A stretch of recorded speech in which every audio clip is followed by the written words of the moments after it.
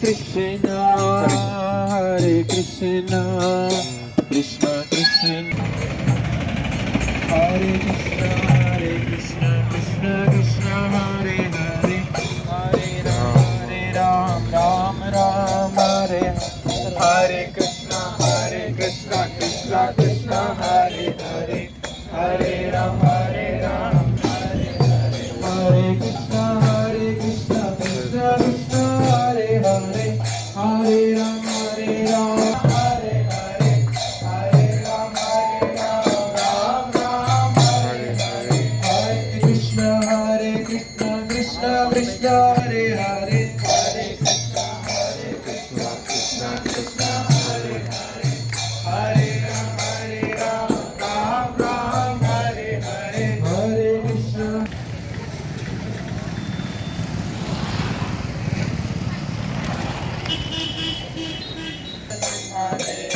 Ladisha Jaya Padma Mukha Padma Bringa, Jaya Padma Mukha Padma Bringa, Shri Narasimha Jaya Narasimha Jaya Jaya Narasimha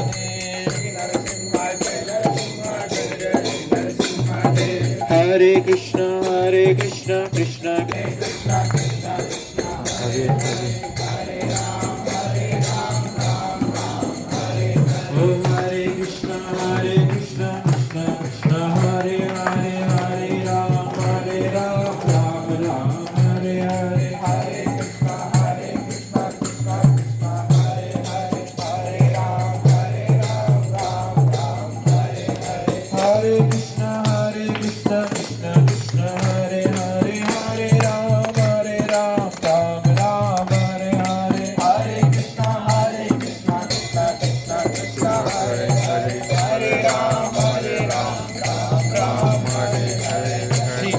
Lakshmi నరసింహస్వామికి. So ఇక్కడ మనం ఏదైతే ఉన్నామో ఈ ప్లేస్ని కోరు అంటే కోరికలు కదా, మనం డిజైర్ చేస్తూ ఉంటాం. కొండ అంటే హిల్, ఏదైతే ఎక్కడైతే భగవంతుని యొక్క లీలలు జరిగాయో ఆ ప్లేసెస్ అన్ని కూడా చాలా విలువైనవి అన్నమాట. ఎట్లాగా మన యొక్క కోరికలను తీర్చేవాడు భగవంతుడు అంతా. సో సాధారణంగా మనం కోరికలు అంటే ఏం చెప్తాము, ఏం కోరుకుంటాము? ఇందాక ప్రభుజీ చెప్పినట్టుగా మంచి మార్కులు రావాలి ఇలా చెప్తాను. కానీ శాస్త్రంలో చెప్తారు నిజమైన కోరిక అంటే మనకి ఇటర్నల్ బెనిఫిట్ కావాలంట. సో కోరుకునేటప్పుడు కూడా జాగ్రత్తగా ఉండాలన్నమాట. ఒకసారి అందరు కొంచెం ముందుకు వచ్చేస్తే వాళ్ళు వెనక్కి వెళ్ళే వాళ్ళకి దారి ఇబ్బంది ఉంటుంది. సో ఒకసారి ఒక వ్యక్తి ఇలాగా ప్రయాణం చేస్తూ ఉన్నారనమాట. ప్రయాణం చేస్తున్నప్పుడు బాగా అలసిపోయాడు అన్నమాట. అలసిపోయి ఒక చెట్టు కింద కూర్చున్నాడు అన్నమాట. ఆ చెట్టు కల్పతరు అంటే ఏం కావాలంటే అది ఇస్తుంది. కానీ అతనికి తెలియదు ఆ విషయం. చెట్టు కింద కూర్చొని అట్లా అలసిపోయి బాగా అలసటగా ఉంది, దాహం వేస్తుంది, ఎవరైనా ఒక మంచినీళ్ళు ఇస్తే బాగుండు అనుకున్నాడు. వెంటనే ఒకరు వచ్చి మంచినీళ్ళు ఇచ్చారు. మంచినీళ్ళు తాగాడు. తర్వాత ఇక్కడంతా మట్టిగా ఉంది, ఎవరైనా ఒక మంచి బెడ్ ఇస్తే బాగుండు అనుకున్నాడు. వెంటనే ఒకరు తీసుకొచ్చి బెడ్ ఇచ్చేసారు. బెడ్లో పడుకున్నాడు. పడుకున్న తర్వాత ఏంటి ఆకలి వస్తుంది బాగా, ఎవరైనా మంచి పంచభక్ష పరమన్నాలు ఇస్తే బాగున్నాను. ఓ పెద్ద ప్లేట్ నిండా రకరకాల ఐటమ్స్ అన్ని తీసుకొచ్చేసి ఒకరికి భోజనం పెట్టేస్తారు. భోజనం తినేసాడు, చల్లగా ఉంది, మంచం ఉంది, ఇంకేంటి ఎవరైనా ఒక మంచి అమ్మాయి తోడుగా ఉంటే బాగుండు అనుకున్నాడు. వెంటనే ఒక అమ్మాయి వచ్చేస్తుంది. సో వెంటనే అతని ఆలోచన వచ్చి, ఇదంతా చీకటిగా ఉంది, అడవిలో ఉన్నాను, మొత్తం అంతా చుట్టుపక్కల అంతా ఏమి లేదు, ఇప్పుడు కానీ ఏమైనా పులి వచ్చేస్తుందా ఏంటి, పులి వచ్చి నన్ను తినేస్తుందా ఏంటి అనుకున్నాడు అన్నమాట. వెంటనే ఒక పులి వచ్చేసి అతను తినేస్తున్నాడు. దీంట్లో ఏంటి తెలుసుకోవాలి, వాట్ యు డిజైర్ దొరుకుతుంది. సో ఎట్లాంటిది మనం డిజైర్ చేయాలి, శాస్త్రంలో చెప్తున్నారు, మనం అందరం కూడా మానవ శరీరం తీసుకున్నాం. ఇంకొక అనేక రకాల శరీరాలు కూడా ఉన్నాయి కదా. 84 లక్షల రకాల శరీరాలు ఉన్నాయంట. ఈ శరీరాలన్నింటిలో 84 లక్షల రకాల శరీరాల్లో మనందరికీ కూడా సమానంగా 4 అవసరాలు ఉన్నాయంట. ఏంటవి? ఆకలి, ఆహారం, గుడ్, ఓంకార్, వెంకటేష్ ఇద్దరు చెప్పారు. అందరు క్లాప్స్ కొట్టండి వాళ్ళకి. ఒక four things common to everyone. 84 లక్షల రకాల జీవరాశులు. అతను మానవ శరీరమైన, కుక్క శరీరమైన, పంది శరీరమైన, వృక్ష శరీరమైన, పక్షి శరీరమైన, ఏ శరీరమైనా సరే అందరికీ కూడా ఆహారం, ఆకలేస్తుంది కదా. ఆహారం ఉదయం అవగానే పక్షులు చెట్ల మీద వస్తాయంట. అన్ని వాళ్ళ భాషల్లో మాట్లాడుకుంటాయంట. ఈరోజు ఎటువైపు వెళ్దాము? తూర్పు వైపు వెళ్దామా? కాకినాడలోంచి కోరుకొండ వైపు వెళ్దామా? కాకినాడ వైపు వెళ్దామా? కత్తిపూడి వైపు వెళ్దామా అని వాళ్ళు డిస్కస్ చేసుకుంటూ ఉంటాయి అన్నమాట. ఆహారం. రెండవది కామన్, ఎవరు చెప్తారు? నిద్ర. గుడ్, నిద్ర కదా. ఎవరైనా ప్రతి ఒక్కరు జీవరాశిలో 84 లక్షల రకాల శరీరాల్లో ప్రతి ఒక్కరు నిద్రపోతారు. మనకి తెలుగులో ఒక సామెత ఉంది, ఆకలి రుచి ఎరగదు, నిద్ర సుఖమెరగదు. సపోజ్ బాగా ఆకలి వస్తుంది, వాళ్ళకి ఉప్పు లేదు, సరిగ్గా రుచిగా లేదు, అయినా పెట్టినా అమృతంలాగా ఉంటుందండి, ఎంత బాగుందండి అంటారు. అలసిపోయారు, బాగా అలసిపోయారు. అలసిపోయిన తర్వాత ఇంకా ఇక్కడ ఇలా ఫ్లాట్గా నిద్రపోయి దీని మీద పడుకున్నా కూడా డీప్ స్లీప్ వచ్చేస్తుంది అనమాట. అలసట లేదనుకోండి, అతనికి డబుల్ కాట్ బెడ్ ఇచ్చినా కూడా నిద్రపోతారు, ఆ సుఖం రాదు. సో అందుకని చెప్తారు, ఆకలి రుచి ఎరగదు, నిద్ర సుఖం ఎరగదు. సో సెకండ్ థింగ్ నిద్ర. సో మూడోది మైథునం, అంటే సంసారం, పిల్లల్ని పుట్టించడం. 84 లక్షల రకాల శరీరాల్లో అందరికీ ఫెసిలిటీ ఉంది. నాలుగవది శరీరాన్ని రక్షించుకోవడం, డిఫెన్స్ చేసుకోవడం. యాక్చువల్గా ఈ నాలుగిట్లో మనము కొన్ని జంతువులు ఉన్నాయి, అవి సంవత్సరానికి 6 నెలలు నిద్రపోతాయి. ఎలుగుబంటి ఇట్లా కొన్ని ఉంటాయంట అక్కడ, అవి 6 నెలలు నిద్రపోతాయి. సో నిద్రపోవడంలో ఆనందం పొందాలి, నిద్రే అది లక్ష్యం అనుకుంటే ఏ శరీరం తీసుకోవాలి? ఎలుగుబంటి శరీరం తీసుకుంటే మంచిది. మానవ శరీరం వేస్ట్, అది పనికిరాదు, దాంట్లో ఎంజాయ్ చేయలేము అనమాట. ఆహార, నిద్ర, భయం అంటే మనందరం కూడా మనల్ని రక్షించుకోవడానికి రకరకాల ప్రయత్నిస్తాం. అలాగే జంతువులు కూడా వాటి గోరలతో అవి రక్షించుకుంటాయి వాటిని.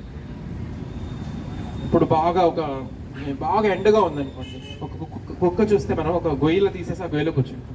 చూసారు ఎప్పుడైనా? దాన్ని చల్లగా ఉంటుంది అన్నమాట లోపల. ఎవరు చెప్పించారు? దాన్ని నేర్పించారు.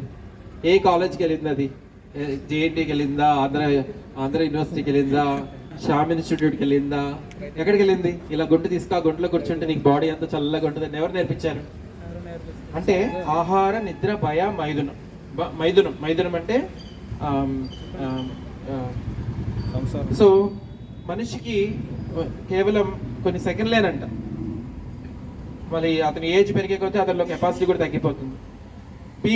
పీజియన్స్ అని కొన్ని ఉంటాయి, కొన్ని రకాల పక్షులు. అవి రోజుకి 50 to 60 టైమ్స్ అవి మేట్ చేస్తాయి. సో సెక్స్ ఎంజాయ్ చేయాలి అనుకుంటే మానవ జీవితం వేస్ట్.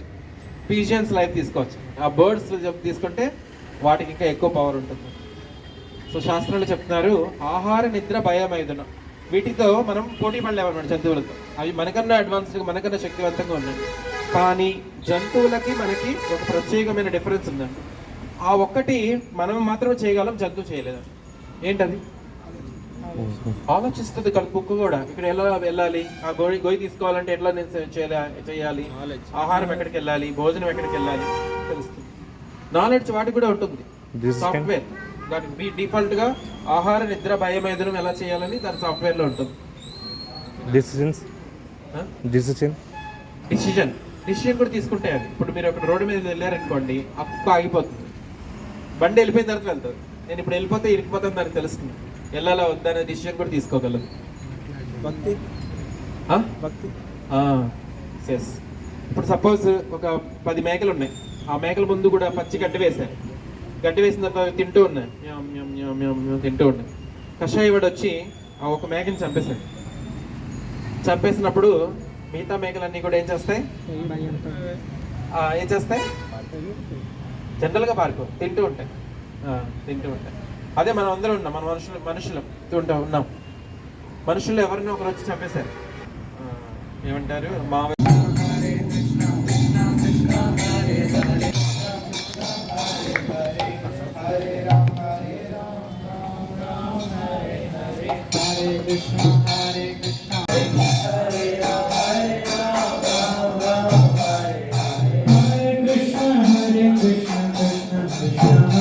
महादेवाय नमः। ओम स्तंभजाय नमः। ओम उग्रलोचनाय नमः।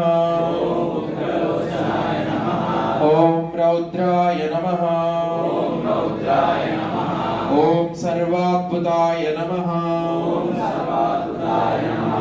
ओम श्रीमते नमः। ओम योगानंदाय नमः। ओम त्रिविक्रमाय नमः। ओम हरये। ओम चक्रिणे नमः। ओम विजयाय नमः। ओम जयवर्णनाय नमः। ओम पंचाननाय नमः। ओम परब्रह्मणे नमः। ओम अघोराय नमः। ओम घोरविक्रमाय नमः। ओम ज्वलन्मुखाय नमः। ओम महाज्वालाय नमः। ओम ज्वालामालिने नमः। ओम महाप्रभवे नमः। ओम निटलाक्षाय नमः। ओम सहस्राक्षाय नमः। ओम दुर्निरीक्षाय नमः। ओम चंडकोपिने नमः। ओम सदाशिवाय नमः। ओम हिरण्यक्षिपुध्वंसिने नमः। ओम बलभद्रकाय नमः। ओम सुभद्रकाय नमः। ओम त्रिलोकात्मने नमः। ओम ईशाय नमः। ओम सर्वेश्वराय नमः। ओम विभवे नमः। ओम भैरवाण आडंबराय नमः। ओम दिव्याय नमः। ओम अच्युताय नमः। ओम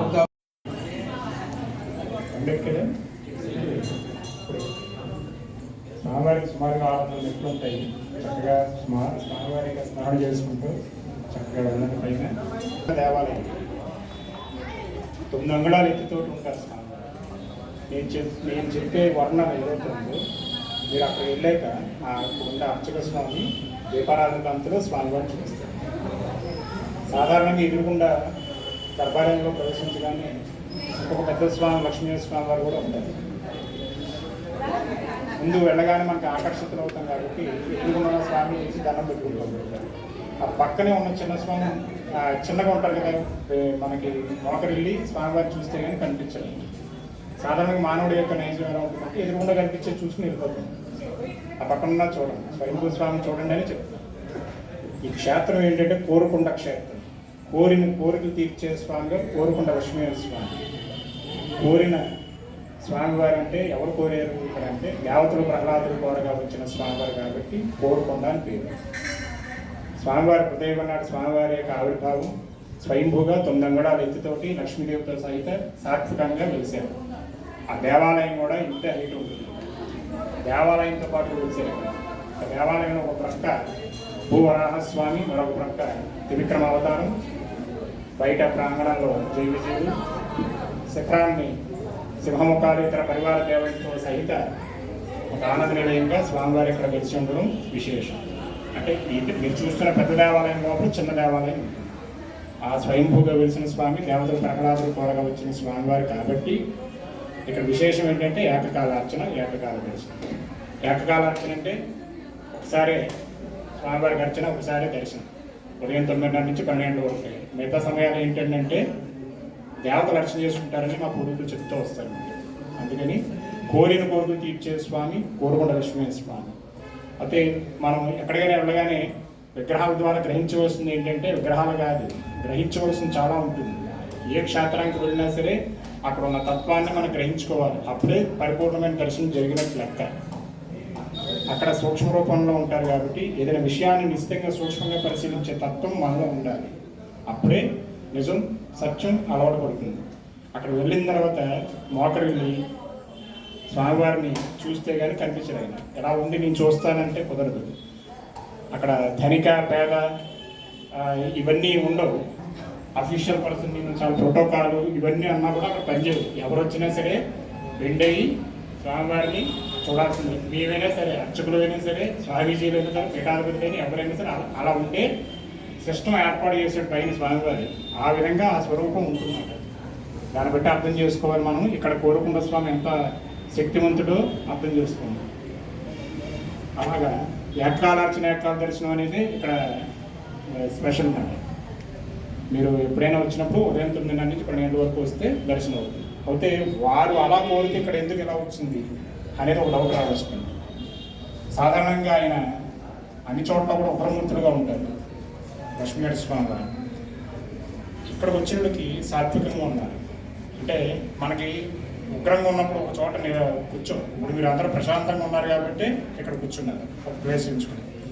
అలా ఎంచుకున్న ప్లేసే ఇది. మీకు ఎక్కడ ఎందుకు వెలిసి ఉండాలి అంటే ఈ కొండ దగ్గర నుంచి స్టార్ట్ అవుతాయి కొండలన్నీ. మీకు కావాలంటే పైకి ఎక్కిన తర్వాత ఇక్కడి నుంచి చూడండి.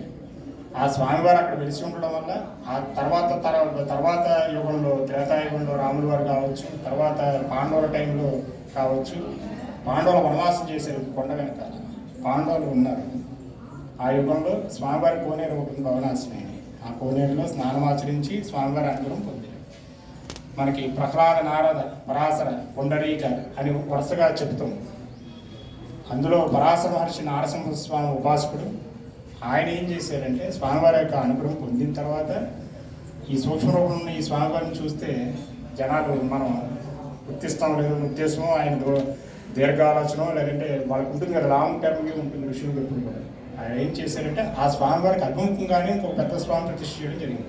కాబట్టి ఈ క్షేత్రం మీద స్వయంభూ క్షేత్రం పరాశర మహర్షి ప్రతిష్ఠ చేసిన లక్ష్మీనరసింహ స్వామివారు ఉండడం విశేషం. ఇవి రెండు కూడా మీరు గర్భాలయంలో వెళ్ళిందని చూడవలసిన విశేషాలు. దాన్ని మీరు ఎలా చూసుకోగలుగుతారో లైన్లో వెళ్ళేది మీ ఇష్టం. చాలామంది ఏంటంటే అలా చూసి అలా వెళ్ళిపోతూ ఉంటారు, వదిలేస్తూ ఉంటారు, స్కిప్ అయిపోతుంటారు, మళ్ళీ వెనక్కి వచ్చి అయ్యో చూడలేకపోయా ఉండని అంటూ ఉంటారు. అలాగే స్వామివారికి బయట ప్రాంగణంలో ఇది ఆళ్వారి దివ్య క్షేత్రం కాబట్టి ఆళ్వారులతో సైత శ్రీభూ కూడా సైత వైకుంఠ స్వామి కూడా ఉంటారు. ఆ కింద దిగుతున్నప్పుడు మీకు ఎడం పక్కన అంటే ఎక్కుతున్నప్పుడు కుడి పక్కన శ్రీభూ నీడా సమేత అనంతపుత్రాల స్వామివారు ఉన్నారు. ఇక్కడ ఉండడం విశేషం. ఆ తర్వాత క్షేత్రంలో ఆంజనేయ స్వామి ఉంటారు కూడా. సో ఇవన్నీ కూడా దర్శనం చేసుకుని స్వామివారి యొక్క పరిపూర్ణ అనుగ్రహం పొంది స్వామివారి యొక్క తత్వాన్ని పరిస్థితిని అన్నింటినీ అక్కడ అన్ని చూడండి. చక్కగా బయట ఎంతో శిల్పకళతోటి రామాయణ మహాఘట్టాలన్నీ కూడా ఉంటాయి. స్వామివారి దర్శనం చేసుకుని చక్కగా స్వామివారి యొక్క అనుగ్రహం పొందండి. జై లక్ష్మీ నరసింహ. ఆ పేరు నరసింహ చేసే ఇక్కడ వత్సపార్వతి లక్ష్మీ స్వామి. మహావిష్ణుం జ్వలంతం సర్వతోముఖం నరసింహం భీషణం భద్రం మృత్యోర్మృత్యం నమామ్యహం ఉగ్రం వీరం మహావిష్ణుం జ్వలంతం సర్వతోముఖం నరసింహం భీషణం భద్రం మృత్యోర్మృత్యం నమామ్యహం. శ్రీ లక్ష్మీ నరసింహస్వామికి జై. సో అర్చకులు వారు చెప్పారు కదా ఇక్కడ ఈ స్థల పురాణం. సో కావాలంటే మళ్ళీ ఒకసారి మీరు ఇక్కడ నుంచి దర్శనం చేసుకోండి. తర్వాత మనం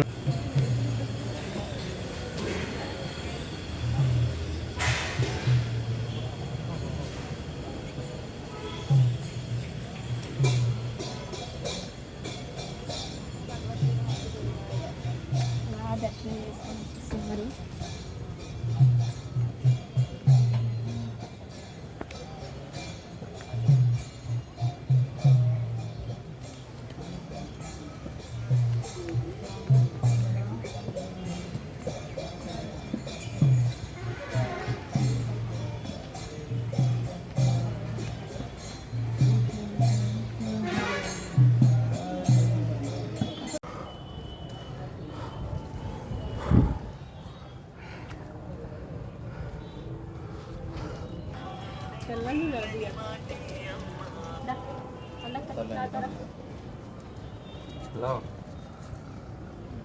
అమ్మ చెప్పమ్మా.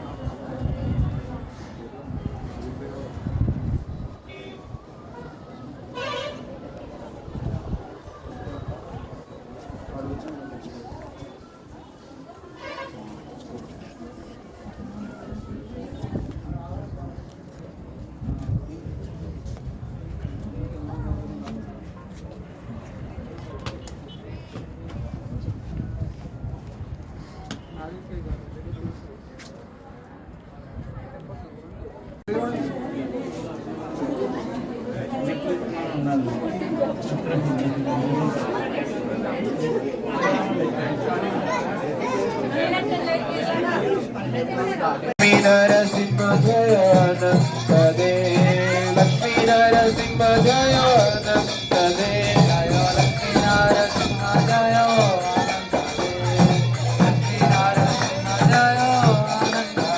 జయ భక్తవత్సల. ఎందుకు అంటే శాస్త్రంలో చెప్తారు, భగవద్గీతలో కృష్ణుడు చెప్తారు, ఎప్పుడెప్పుడైతే ధర్మం నశిస్తుందో, ఎప్పుడైతే అధర్మం పెరిగిపోతుందో, దుష్టులను శిక్షించడానికి, భక్తులను రక్షించడానికి భగవంతుడు అవతరిస్తూ ఉంటాడు.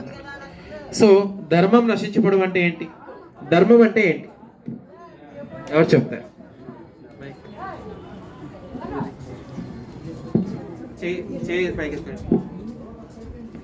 ధర్మం అంటే ఏంటి? మనం వినుంటాం కదా, ధర్మో రక్షతి రక్షిత, ధర్మాన్ని మీరు రక్షిస్తే ధర్మం మిమ్మల్ని రక్షిస్తుంది. విన్నారా? సో ధర్మం అంటే ఏంటి? నిజాయితీగా ఉండడం. గుడ్, ఏదోటి మనకు తెలిసి చెప్పాలన్నమాట. అలా సైలెంట్గా ఉండడం కన్నా యాక్టివ్గా పార్టిసిపేట్ చేయాలి. నిజాయితీగా ఉండడం, న్యాయంగా ఉండడం, మన పని మనం చేయడం, ఎదురులకు చెడు చేయకుండా ఉండడం, ఇంకా వెనకాల బ్యాక్ బెంచర్స్. ప్రభు మాకు ఎంత పేరు పెట్టేశారు, మేము వచ్చేసరికి ఖాళీ లేదందుకే వెనకాలకి వచ్చిందాం అని చెప్తారు. ఓకే, సో ఒక దొంగ ఉన్నారు. ఓకే, సారీ, ఒక నలుగురు దొంగలు కలిసి బ్యాంక్ లూటీ చేశారనమాట. బ్యాంక్ లూటీ చేస్తారు మొత్తం అంతా. ఒక సంచి నిండా వేసేసుకొని దగ్గరలో అడవికి వెళ్ళిపోయి కూర్చున్నారన్నమాట. కూర్చొని అందరూ చుట్టుపక్కల కూర్చొని దాంట్లో ఒకటి చెప్తున్నారు, చూడు, అందరం కష్టపడి సంపాదించాం, ధర్మంగా, నీతిగా, న్యాయంగా పంచాలన్నారు. వాళ్ళు ఏం చేశారు? ఏ డబ్బులు అవి? దొంగతనం చేసిన డబ్బులు. దొంగ నీతిగా, నిజాయితీగా మాట్లాడుతున్నాడు. సో అది ధర్మమేనా మరి? సో ధర్మం అంటే ఏంటంటే దేనినైతే, ఏ లక్షణాన్ని అయితే మన నుంచి తీయలేరో దాన్ని ధర్మం అంటారు అన్నమాట. ఉదాహరణకి పంచదార ధర్మం ఏంటి? తీయగా ఉండడం. ఆ పంచదారలో తీయదనం అనే దాన్ని మనం తీయలేమన్నమాట. పంచదార యొక్క ధర్మం ఏంటంటే తీయదనం, స్వీట్నెస్. ఉప్పు యొక్క ధర్మం ఉప్పుగా ఉండడం. అట్లాగే ఆత్మ అంటే నేను, ఈ జీవాత్మ యొక్క ధర్మం ఏంటంటే సేవ. మనం సేవ చేయకుండా ఉండలేమన్నమాట. సేవ అంటే సర్వీస్ అన్నమాట, వేరే వాళ్ళకి సర్వీస్ చేయడం. ఇప్పుడు బీచ్, విశాఖపట్నంలో బీచ్ ఉంది, కాకినాడలో కూడా బీచ్ ఉంది. మార్నింగ్ ఒక వ్యక్తి ఒక పెద్ద కుక్క పిల్లలు పట్టుకొని అలా చేతిలో పట్టుకొని అలా వెళ్తూ ఉన్నాడు అన్నమాట. అది సడన్ గా ఆగిపోయింది. దానికి 1, 2, 3, 4 అన్నీ వచ్చేసినాయి అన్నమాట. సో అతను అలా చూస్తూ ఉన్నాడు ఆ కుక్క నుంచి. సో అతను ఏమనుకుంటున్నాడంటే, యాక్చువల్గా ఈ కుక్క నా సేవకుడు, నేను దీనికి యజమానిని అనుకుంటున్నాడు. కానీ యాక్చువల్గా ఏం చేస్తున్నాడు? కుక్కకి దగ్గరుండి దాని అవసరాలన్నీ తీరుస్తున్నాడు. యాక్చువల్గా అతను ఏంటి? ఆ కుక్కకి సేవకుడు. అట్లాగే మనందరం కూడా యాక్చువల్గా మనం సేవ చేయాలి. ఏం సేవ చేస్తున్నాం అంటే మనం ఇంద్రియాలకు సేవ చేస్తున్నాం. ఒకసారి ఒక రాజు ఉన్నాడు అన్నమాట. ఆ రాజు వాళ్ళకి అలెగ్జాండర్ ది గ్రేట్, అలెగ్జాండర్ విన్నారు కదా, అతనికి వాళ్ళకి కోరిక ఏంటంటే వాళ్ళ మదర్కి ఇండియన్ సెయింట్, ఇండియన్ యోగిని చూడాలి అని, ఒక ఇండియన్ యోగిని చూడాలని ఒక కోరిక అనమాట. సో అతను అలెగ్జాండర్ ఇండియాకి వచ్చి ఫైట్ చేసి వెళ్ళిపోయేటప్పుడు ఒక యోగిని పట్టుకొని వెళ్ళాలి. యోగి అంటే తెలుసు కదా మీకు, మెడిటేషన్ చేస్తూ ఉంటారు. హిమాలయాల్లో వెళ్ళిపోతే ఆ మంచులో ఆయన డీప్ బట్టలు కూడా ఉండవు, జస్ట్ ఒక అంగి వేసుకొని అలా మెడిటేషన్ చేస్తూ ఉంటారు. సో అట్లాగా ఒక యోగి దగ్గరికి వెళ్ళి నేను మా అమ్మ దగ్గర తీసుకెళ్తాను రా అని చెప్తాడు. సో అతను చెప్తాడు నాకు ఇంట్రెస్ట్ లేదు అంటాడు, నాకు ఆసక్తి లేదు అంటాడు. సో అలెగ్జాండర్కి చాలా కోపం వచ్చేస్తుంది, ఎందుకంటే ఆయన ది గ్రేట్ కింగ్, అతనికి ఎప్పుడు కూడా ఎవరు నో అని చెప్పలేదు. ఫస్ట్ టైం ఆ యోగి చెప్పాడు అనమాట నేను రాను అని. సో అంతనే అతని దగ్గర కత్తి తీసుకొని ఆ యోగి మెడ మీద పెట్టి కళ్ళన్నీ ఎర్రగా అయిపోయి కోపంతో వచ్చేసి ఆ యోగి మీద కత్తి పెట్టి, నువ్వు నా సేవకుడివి, నువ్వు నా సర్వెంట్వి, నువ్వు రాకపోతే నేను చంపేస్తాను అంటాడు అన్నమాట. అంటే ఆ యోగి అంటాడు నేను నీ సర్వెంట్ కాదు, నువ్వే నా సర్వెంట్వి అంటాడు. అంటే ఏంటి? అప్పుడు అలెగ్జాండర్కి అర్థం కాదన్నమాట. అలెగ్జాండర్ అడుగుతాడు ఏంటి చెప్పు అంటాడు. నాకు అర్థం కాలేదు చెప్పండి అంటారు. ఇప్పుడు నేను నిన్ను నో అని చెప్పినప్పుడు నీకు కోపం వచ్చింది. కోపం రాగానే నువ్వేం చేసావు? నువ్వు కోపదృప్తుడు అయిపోయావు. కోపం వచ్చేయగానే మీ కళ్ళన్నీ ఎర్రగా అయిపోయాయి, నీ కోపం వచ్చేసింది, నా మీద అరవడానికి నన్ను చంపడానికి నువ్వు ఇది అయ్యావు. అంటే కోపానికి నువ్వు బానిస అయిపోయావు. నువ్వు నా మీద కత్తి పెట్టినప్పుడు నాకు కూడా కోపం వచ్చింది, కానీ నేను కోపాన్ని కంట్రోల్ చేసుకున్నాను. నేను కంట్రోల్ చేసుకున్నాను కాబట్టి కోపము నా బానిస. కోపానికి నువ్వు లోనైపోయావు కాబట్టి నువ్వు కోపానికి బానిస, కాబట్టి నువ్వు నా బానిసకి బానిసవి అని చెప్తాడు. అలాగే మన ఇంద్రియాలు, సెన్సెస్, కళ్ళు, చెవి, ముక్కు, నోరు, ఇవన్నీ కూడా మనకి ఆజ్ఞాపిస్తూ ఉంటాయి అన్నమాట. కళ్ళు సుందరమైన రూపాన్ని చూడాలి, అట్రాక్ట్ అయిపోతూ ఉంటాయి అన్నమాట. అలా అట్రాక్ట్ అయిపోతుంది, మనకు తెలియకుండానే కళ్ళాటి వెళ్ళిపోతూ ఉంటాయి అన్నమాట. చెవి ఏదో వినాలి, మ్యూజిక్ వినాలి, మంచి మ్యూజిక్ వినాలి, ఇట్లా ప్రతి ఇంద్రియం అన్నమాట. ఒక్కొక్క జంతువుకి ఒక ఇంద్రియం చాలా పవర్ఫుల్గా ఉంటుందంట. ఫర్ ఎగ్జాంపుల్ చేప ఉందనుకోండి, చేపకి నాలుక చాలా పవర్ఫుల్ అంట. అతను ఏమంటారు, అతను వేస్తాడు కదా, ఇలా పట్టుకుంటాడు, గేలం వేస్తాడు కదా, గేలం వేసినప్పుడు దానికి చిన్న ఎర పెడతాడు. ఎర పెట్టినప్పుడు ఆ చేప అనుకుంటుందంట, దానికి తెలుసు యాక్చువల్గా నేను దానికి ఇరుక్కుపోతే నా జీవితం పోతుందని. కానీ అదేమనుకుంటుందంటే ఎలాగోలాగా ఆ ఎరను మాత్రం తింటాను, దానికి హుక్కుకి నేను వెళ్ళను అనుకొని అలా వెళ్ళి దానికి హుక్కు అతుక్కొని చచ్చిపోతుంది. సో ఆ చేపకి నాలుక అనేది చాలా పవర్ఫుల్ అనమాట, అది అన్కంట్రోలబుల్. కళ్ళు, కొన్ని పురుగులు ఉంటాయి, ఆ పురుగులు మంట ఎక్కడ వస్తే అక్కడికి వెళ్ళిపోతూ ఉంటాయి అనమాట, ఎక్కడ వెలుతురు వస్తే అక్కడికి వెళ్ళిపోతూ ఉంటాయి అనమాట, ఆ మంటలో పడిపోతూ ఉంటాయి అనమాట. సో ఆ జీవిలో కళ్ళు అనే ఇంద్రియాలు చాలా పవర్ఫుల్ అనమాట. అలాగే ఇలా ఒక్కొక్క శరీరంలో ఒక్కొక్క జీవిలో ఒక్కొక్క ఇంద్రియం పవర్ఫుల్గా ఉంటుంది అన్నమాట. కానీ ఒకే ఒక జీవికి అన్ని ఇంద్రియాలు అన్కంట్రోలబుల్గా ఉంటాయండి. ఆ జీవి ఎవరు? మనిషి. ఆ చేపకి నాలుగు ఒకటే అన్కంట్రోలబుల్, ఆ జీవికి ఇదొకటే. కానీ మనిషిలో అన్ని ఇంద్రియాలు అన్కంట్రోలబుల్గా ఉంటాయండి. కూర్చోండి. ఒక వ్యక్తికి 5 భార్యలు ఉన్నారంట. 5 భార్యలు. ఇంటికి వెళ్ళంగానే మొదటి హరే రామ రామ రామ హరే హరే హరే కృష్ణ హరే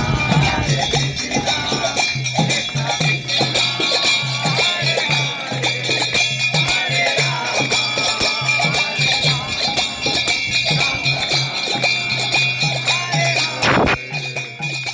హరే కృష్ణ హరే కృష్ణ కృష్ణ కృష్ణ హరే హరే హరే రామ రామ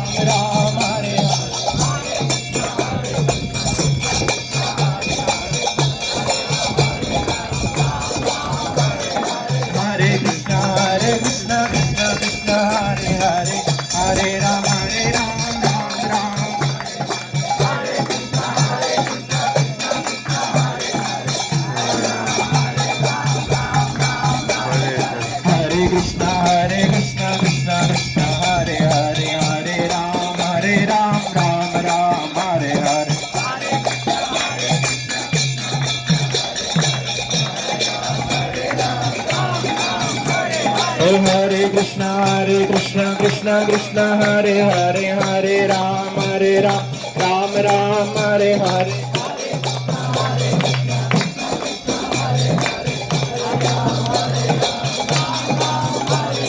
నరసింహదేవ్ జయ నరసింహదేవ్ నరసింహదేవ్ జయ నరసింహ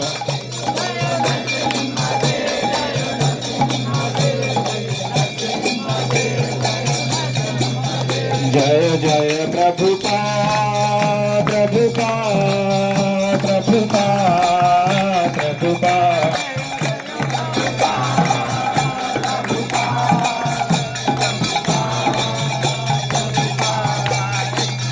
శ్రీ లక్ష్మీ నరసింహ స్వామికి. సో ఇప్పుడు మళ్ళీ కిందకి వెళ్తాము. కిందకి వెళ్ళి కొన్ని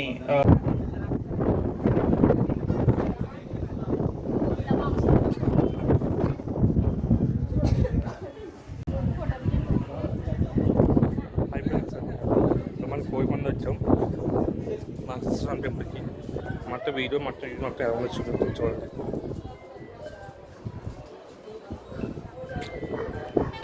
చాలా బాగుంది టెంపుల్.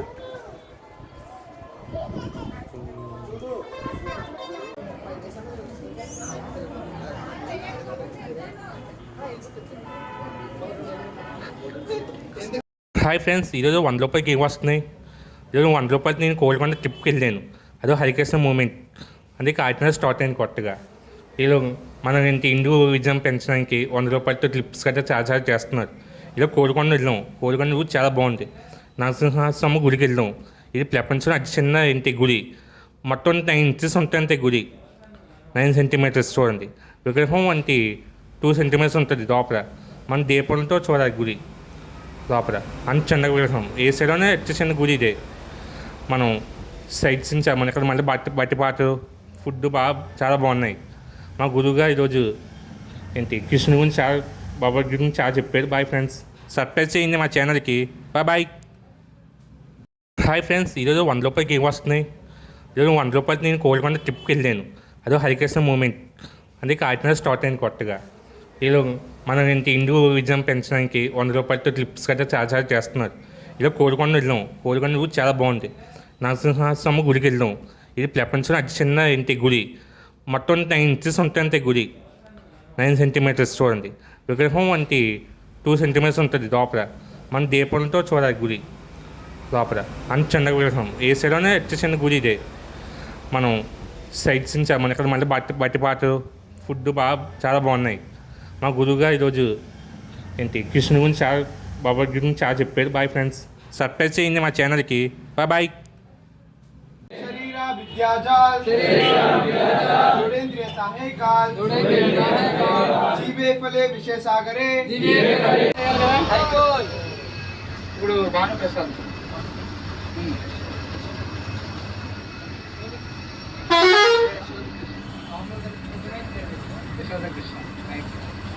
చెప్పు ఎక్స్పీరియన్స్ చెప్పు. ఎక్స్పీరియన్స్ शरीरा विद्याजाल जोड़ेन्द्रिय साहे काल जीवे फले विषय सागरे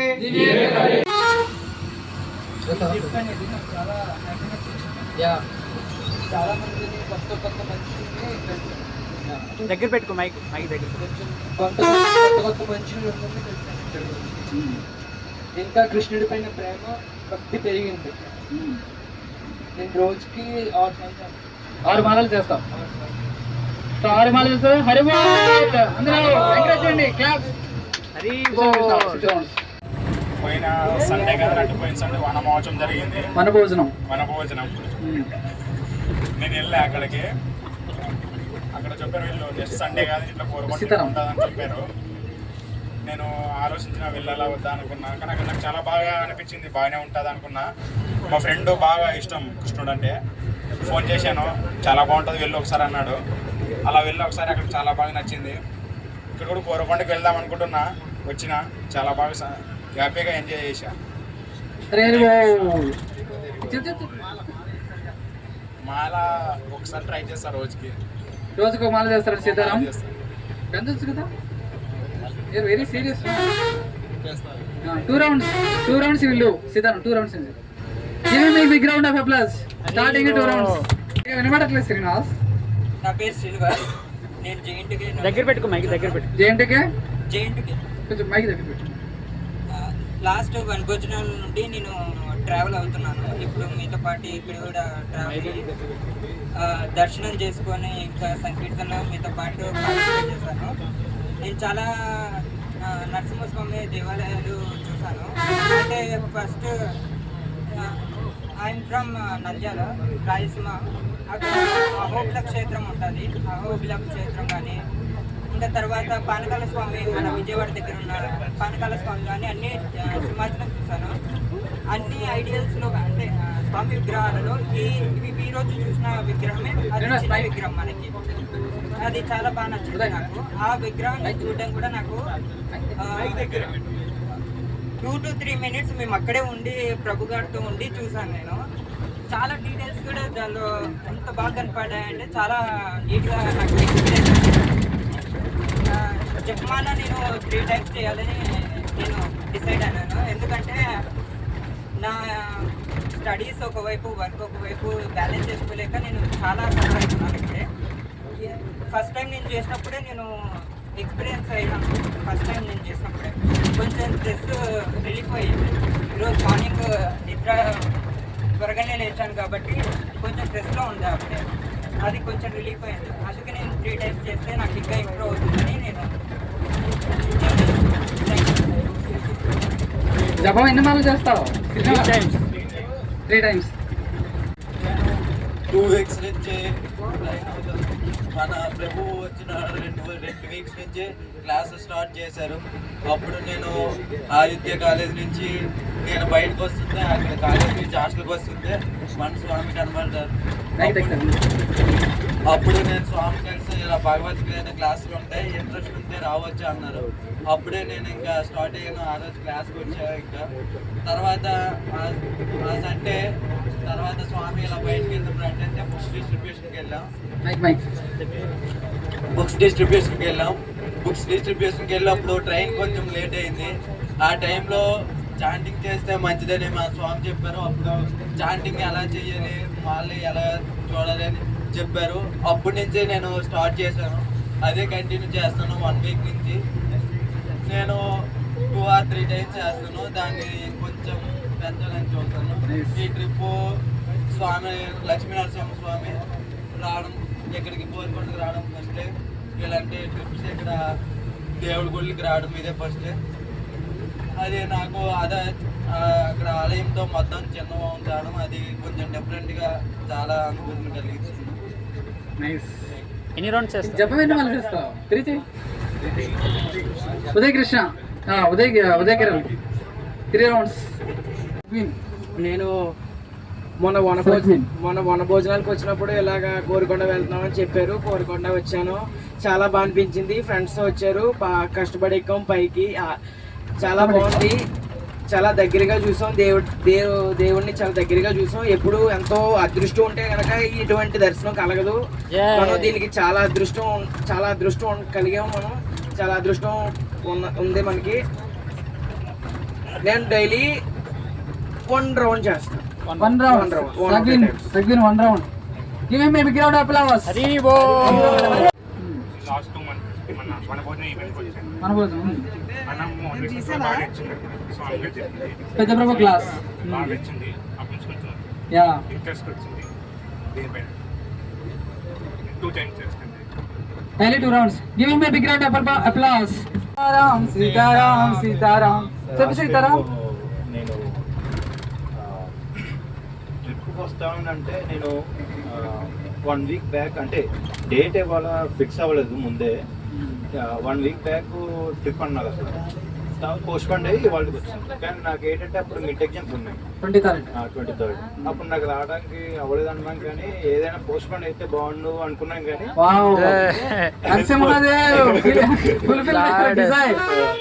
పోస్ట్పోన్ అవుతాం బాగుంది అనుకున్నాం. కానీ అవి నా 2 daysకి గ్రూప్లో మెసేజ్ వచ్చిందన్నమాట.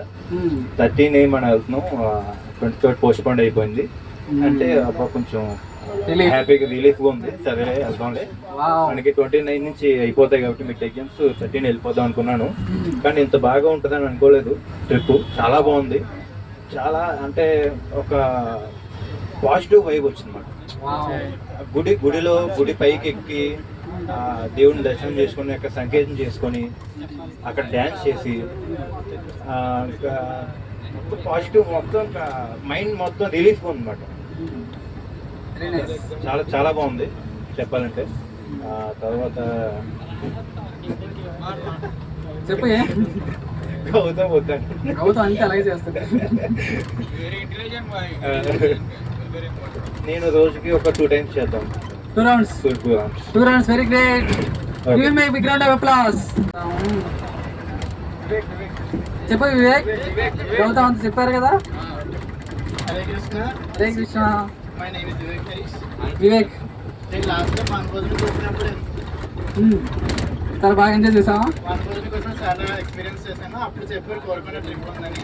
నేను ఫస్ట్ అయితే సీతారాంలో చెప్పినట్టే మిడ్ ఎగ్జామ్స్ వాళ్ళు డ్రాప్ అవుతాయేమో అనుకున్నా, కానీ స్వామి దయ వల్ల నిజంగానే వచ్చాము. ఫస్ట్ థింగ్ మెయిన్ నేర్చుకుంది ఏంటంటే ఇవాళ మన మూర్తి ఎంత పెద్ద ఉంటారో అని చూడకూడదు, ఎంత చిన్నగా ఉన్నా సరే దైవాన్ని చూడాలి అందులో. అండ్ మెయిన్ థింగ్ నచ్చి నాకు అందరికీ చెప్పాల్సింది అనుకుంటుంది ఏంటంటే మన హరినామ సంకీర్తన ఎంత చేస్తే అంత మనకి హరి రక్షిస్తూనే ఉంటాడు ఎప్పుడు కూడా. మనకి కనిపించలేని రూపంలో వచ్చి మనకి ఆపదలో ఆదుకుంటాడు. మెయిన్ ఎందుకంటే నా పేరు కూడా హరీష్. సో నేను Vivek Harish. Name Harish. Daily 3 rounds చేద్దాం. 3 rounds. గౌతమ్ ఇద్దరు గౌతమ్ అయితే నేను ఆదిత్య యూనివర్సిటీ నుంచి వచ్చాను. ఆదిత్య యూనివర్సిటీ. లాస్ట్ టైం నేను వచ్చి నాకు ఇలా చెప్పారు, ఇలా వనభోజనం అని చెప్పి. గోపిచంద వల్లభ ప్రభు. అప్పుడు నాకు అవ్వలేదు, ఇలాగ కొంచెం ప్రాబ్లం అయింది. ఆ తర్వాత మా బ్రదర్స్ వచ్చారు ఆ వనభోజనానికి. ఇలా చెప్పారు ట్రిప్ ఉంది, దానికి ఇలా రాలేదు కదా వస్తామని అడిగితే వెళ్దాం అని చెప్పాను. అయితే వెళ్ళాం, బాగానే ఉంది ఇదంతా. దీంట్లో బెస్ట్ ఎక్స్పీరియన్స్ ఏంటంటే ఇక్కడ దేవుడి గురించి స్పిరిచువల్గా ఎంత నీట్గా ఎక్స్ప్లెయిన్ చేయడం, అదే కొంచెం దేవుడి గురించి భక్తి పెరగడం. మనం ఏం చేసినా ఎన్ని పాపాలు చేసినా కానీ ఆ యొక్క మాటలతో మనకి తిరిగి తెలియడం. ఒక మాట చాలు. ఇంకా బెస్ట్ మూమెంట్ దీంట్లో బెస్ట్ మూమెంట్ ఇవన్నీ భోజనం, ఇది ప్రసాదం, ఇవన్నీ ఎలా ఉన్నా వీళ్ళందరితో కలిసి వెళ్ళడం చాలా ఆనందంగా అని. చెప్పు ఎన్ని మాటలు చేస్తావు? చెప్పం, నేను ఇది కాదు ఫస్ట్ టైం స్టార్ట్ చేశాను. ఒక 2 times or 1 time చేద్దాం అనుకో. 1 round day wise daily 1 round. So daily 1 round చేస్తారు మన గౌతమ్. హరి హరి బో. Give him a big round of applause.